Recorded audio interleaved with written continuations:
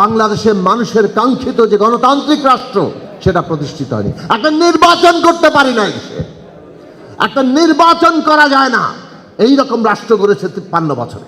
এত মানুষের আত্মত্যাগ 71 সালকে নতুন করে, 90 সালকে নতুন করে জাগিয়ে তুলেছে 2024-এ 2025-এ।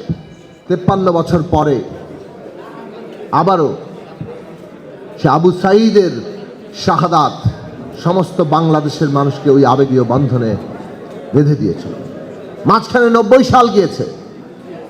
90-এর গণ অভ্যুত্থানে আমরা দেখেছি কিভাবে নূর হোসেন কিংবা জিহাদ যখন শাহাদাত বরণ করেন, পুরো ছাত্র সমাজ এক নতুন আবেগীয় বন্ধনে যুক্ত হয়, সর্বদলীয় ছাত্র সংগ্রাম পরিষদ গঠিত হয়। কিন্তু 71-এর পরে 72 যেমন আমাদেরকে হতাশ করেছে, 90-এর পরে 91 সালও হতাশ করেছে। এই সত্য মানতে হবে,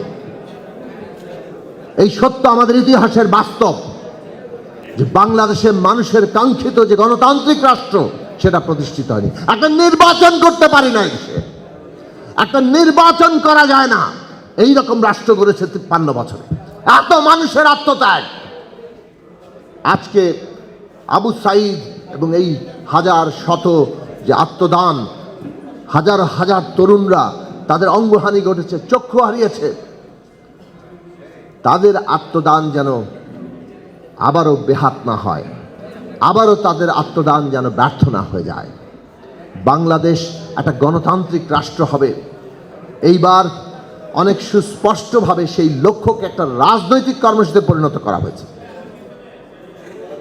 বিএনপির মতো বড় দল যারা এই রাষ্ট্র ক্ষমতায় ছিল, এই রাষ্ট্র ক্ষমতার যত দোষগুণ তার অংশীদার বিএনপিও, তারাও এই রাষ্ট্র ব্যবস্থা বদলাতে হবে এই সিদ্ধান্ত এবং এই কর্মসূচি সামনে রেখেছে। কাজেই এইটা বাংলাদেশের জন্য একটা ঐতিহাসিক মুহূর্ত। আজকে বাংলাদেশের সমস্ত মানুষের সচেতন হওয়া দরকার। আমরা 31 দফা যুগপৎ আন্দোলনে দিয়েছি, রাষ্ট্র ব্যবস্থাকে গণতান্ত্রিক করতে হবে। অভ্যুত্থান 31 দফার চাইতে আরো বেশি কিছু চায়। এত আত্মত্যাগ 71 সালকে নতুন করে, 90 সালকে নতুন করে জাগিয়ে তুলেছে 2024-এ 2025-এ। এবং সেই জাগিয়ে তোলার জায়গা আজকে আমাদের সমস্ত রাজনৈতিক শক্তির সামনে চ্যালেঞ্জ। কিভাবে আমরা মানুষের সেই স্বপ্ন প্রত্যাশা পূরণ করব, কিভাবে ইতিহাসের সেই মশাল আমরা আজকে পর্যন্ত নতুন করে জ্বালিয়ে নিয়ে যাব এবং এগিয়ে নিয়ে যাব।